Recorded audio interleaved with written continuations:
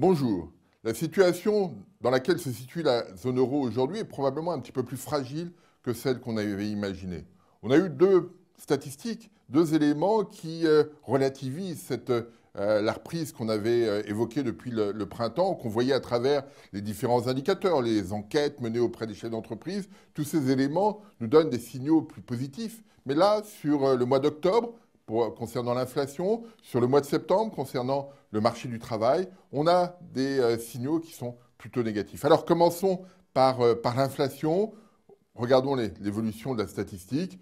Taux d'inflation à 0,7%, taux d'inflation sous-jacent, c'est-à-dire hors matières premières énergétiques et alimentaires, 0,8%. On est en dessous de 1%. La probabilité qu'il y ait une déflation n'est pas nulle aujourd'hui quand on a ce type de niveau d'inflation. Donc ça, c'est quelque chose auquel il faut être attentif parce que quand l'évolution des prix se réduit très, très rapidement, comme c'est le cas aujourd'hui en zone euro, eh bien cela a un impact sur les comportements. Quand moi, mon salaire nominal augmente de 3% et que l'inflation est à 3%, j'ai quand même l'impression d'être un peu plus riche. Si mon salaire nominal n'augmente pas parce que l'inflation est à zéro, j'ai l'impression d'être perdant dans l'histoire. Et ce type de comportement, il faut y être attentif, parce que si en plus on est dans cette phase d'ajustement des prix et qu'on imagine que les prix puissent baisser un petit peu plus, eh bien, moi, je peux avoir un comportement plus attentiste. Me dire, finalement, demain, ça sera moins cher. C'est peut-être ce qu'on voit en Grèce, c'est peut-être ce qu'on voit aussi dans un certain nombre de pays de la zone euro, que ce soit Malte, Chypre, le Portugal, l'Espagne, pour lesquels les risques de déflation sont loin d'être nuls. Donc, voilà, c'est cet environnement dans lequel on se situe et auquel il faut être extrêmement attentif. Alors, on peut regarder dans le détail. Vous avez ici l'évolution des contributions, l'énergie, les biens manufacturés, les services, les produits alimentaires. Et vous voyez que l'inflexion est à la baisse. La contribution d'énergie est très négative. La contribution des autres indicateurs est soit très basse, soit s'infléchit. Et donc, on n'a pas d'élément d'inversion de la situation. Alors, d'autres facteurs interviennent encore plus. On a depuis quelques semaines maintenant une parité euro contre dollar qui est très élevée. On le voit ici sur le graphique, un mouvement d'accélération à la hausse de l'euro. Alors, on le voit ici contre dollar, on pourrait le voir aussi contre d'autres monnaies, contre des monnaies émergentes.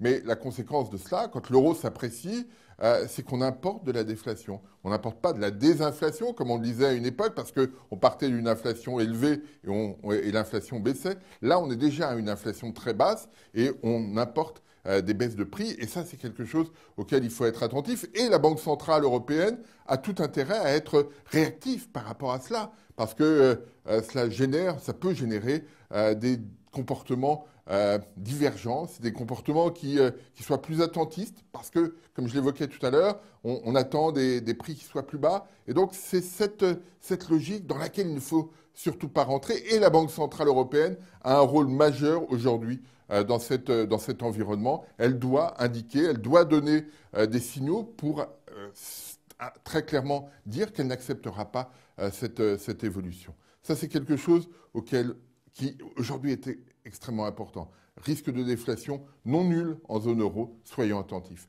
L'autre point, c'est l'évolution du taux de chômage, l'évolution du nombre de chômeurs. On avait eu depuis 2 mois, en juillet et août, des signaux plutôt positifs, à la fois sur le taux de chômage et sur le nombre de chômeurs. Le taux de chômage s'était infléchi, le nombre de chômeurs avait baissé en juin, juillet, août. Là, les chiffres de septembre ont été révisés. Le taux de chômage ne baisse plus, il est reparti à la hausse à 12,2%.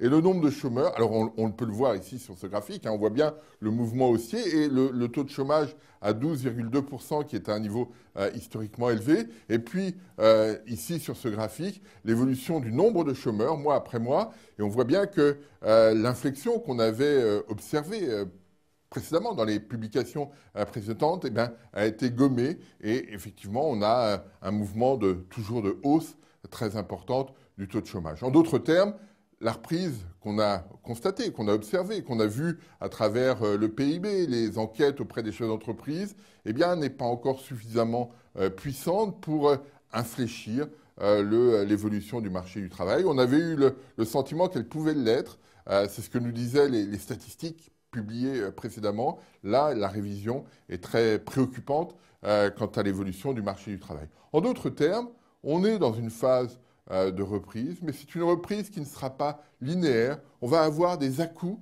On ne partira pas d'un seul coup très fortement à la hausse. Et là, les gouvernements, les banques centrales ont un rôle, la Banque centrale européenne, pardon, ont un rôle majeur à jouer pour faciliter cette reprise de l'activité. La Banque centrale sur la déflation, on l'évoquait tout à l'heure, et puis sur l'activité, les gouvernements doivent définir un cadre dans lequel les ménages, les consommateurs, les entreprises aient envie de se projeter. On commence à l'apercevoir, par exemple en Espagne ou dans d'autres pays. En France, ça n'est pas encore le cas, mais il faut qu'on ait cette capacité à se projeter pour avoir envie de s'engager dans la durée. C'est ça qui fera une reprise de l'activité. Pour l'instant, les conditions ne sont pas remplies et c'est ce qu'on voit quand on regarde l'évolution du chômage, mais c'est l'objectif que doivent avoir les gouvernements, que doivent avoir la Banque centrale. On ne doit pas rentrer en déflation. Ça, c'est un objectif très clair qui doit être défini par la Banque centrale européenne.